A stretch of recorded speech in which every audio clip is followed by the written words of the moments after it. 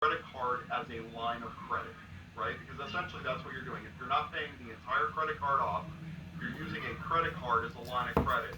Generally speaking, most businesses can probably do better than 10% having a line of credit, and you might be able to save 2, 3, even 4%, depending on what the credit rating is of the business and what you're doing, and Mm-hmm. maintain a lower balance. So if you're saving, again, is saving 3% in 1 month huge? Probably not. But if you're doing that every month and you're carrying that on from year to year to year, this adds up.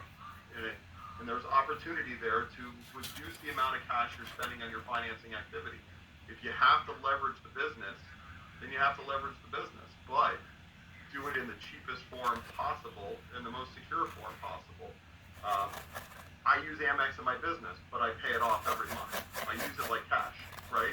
I don't carry a balance because I don't want to pay 10%. I don't want to pay 15% because every percentage point goes back to my pocket. I use American Express because I get the added reward program points onto my American Express, which in my use in a year allows me to buy computer equipment for the business that doesn't cost me anything. Or I take my family on vacation. Hush, you didn't hear that. On vacation with those bonus points. You know what I mean? And you know what I mean? But again, if you're a sole practitioner, you're a sole proprietor, it's your business 100%, it's your American Express card. American Express puts the points on a card. I mean, you could have it on your personal card too. I use my personal card to pay for that stuff. I'm not intertwining what's going on in the business, so I don't want you to think that. But there's an added bonus to paying your bills with the American Express if you're paying it every month. If you're not paying American Express's credit or their interest expense, right?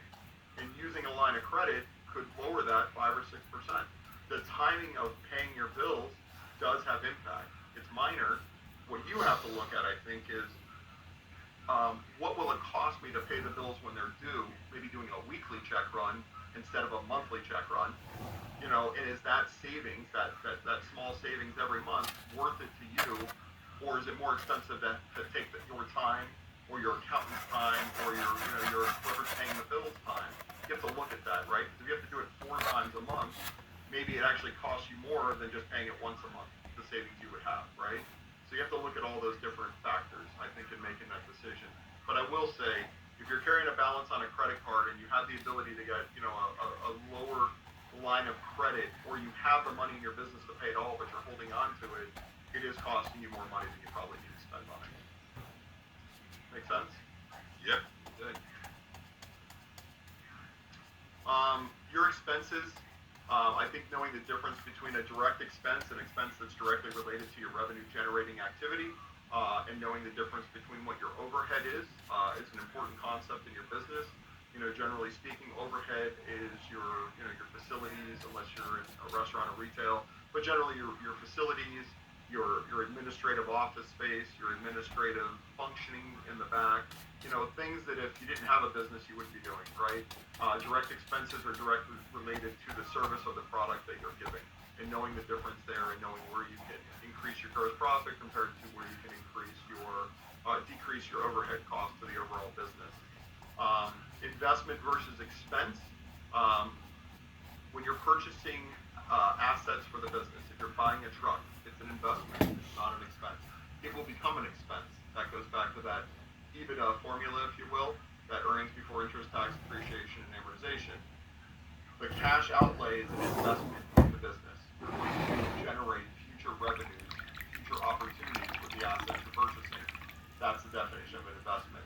Expense is a period expense. It's what it's costing you right now to run the business, and knowing the difference between what you're spending money on and how that's going to impact you on your income statement or in your business. The point on this slide that I want to spend some time with is budget. Most business owners don't prepare a budget. They probably know the numbers in their head, or they just kind of run by the seat of their pants a little bit because they kind of have a ballpark of what the numbers in their business are going to do.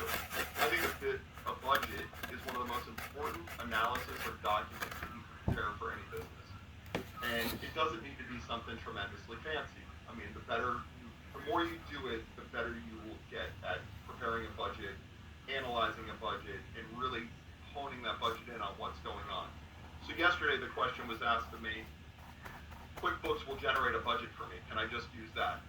In lack of anything else, the answer is absolutely yes. The better answer would be, could you export that budget to Excel and use that as a starting point? And really take a hard look at what does 2020 look like? Because I would say that most businesses we're dealing with have seen impact from the pandemic. People are seeing changes that are going to happen going even into 2021 caused by this pandemic, right? So how is your business going to be affected? I told this story yesterday. I have a client who's very, very good about preparing budgets, but it turns out this year he prepared the budget, but he's not treating it like a living document. So he prepares it every year in November, December, puts his plan into place, and he goes after it. And he uses that budget every year to do that with, but he doesn't look at budget to actuals over a period of time. So he called me in probably June and said, something's off, I need your help. We sit down and we go over the budget and we go over the income statement. What was he doing? Revenues are down because of what the pandemic's doing. And he had projected this tremendous growth year. So while he was projecting this tremendous growth year, they were still staffing for this tremendous growth. So they were making investments in people and equipment and office space and everything else for this plan for this growing company. But instead, the company wasn't growing. The company's actually in a slight decline because of what's going on in the pandemic.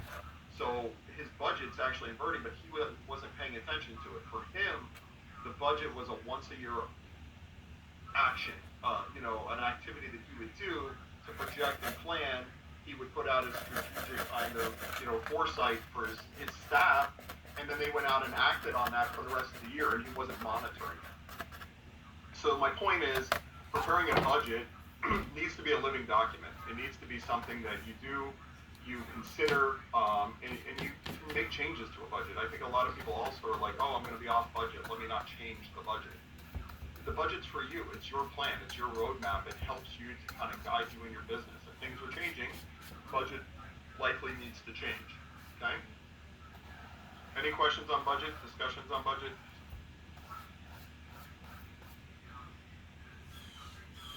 All right, that wraps it up for me. Couple of quick topics here. We'll just go over. Accounting I think is a critical component of your business. I mean, I'm an accountant, so that's why I think that way. The annual financial planning process, that budget is pretty important. Users of financial reports want reliable and timely information. We kind of talked about that in the beginning. Um, and then this point that I didn't really spend a lot of time in this group talking about was, there's a lot of expert advice that's available to you out there that you can utilize in the business. You guys are all here, so you're already off to a great start. Mentors and coaches are tremendous assets to your business. Taking advantage of all the opportunities that are out there in the not-for-profit world and friends and other business owners. Somebody earlier I heard talk about Keith Koenig, and being a mentor to him or a coach to him. Listen, I know Keith for a lot of years, great guy. Having a mentor like that is an amazing opportunity and can lead to tremendous growth as a leader, as a community leader, as a business owner.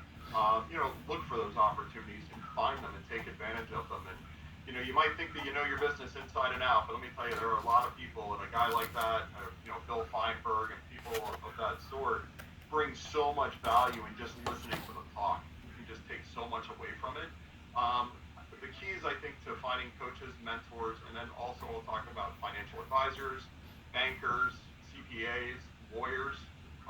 Listen, everybody's afraid to hire a lawyer. They're going to cost you a lot of money. They're going to charge you fees. Same thing with the CPA. The financial advisors sometimes get to hide behind the fees being kicked in the statement a little bit. I'm just joking, just kidding. Nobody beat me up. But the point I'm making is you get what you pay for, but at the same time, you also need to work very, very, very closely with these people. You need to find people that you can engage with tremendously, that you can relate to, that you can understand, that can position and present information to you in a way that supports your business and helps your business grow. And that goes for coaches and mentors as well. And the other thing I'll bring up is it's easier today to automate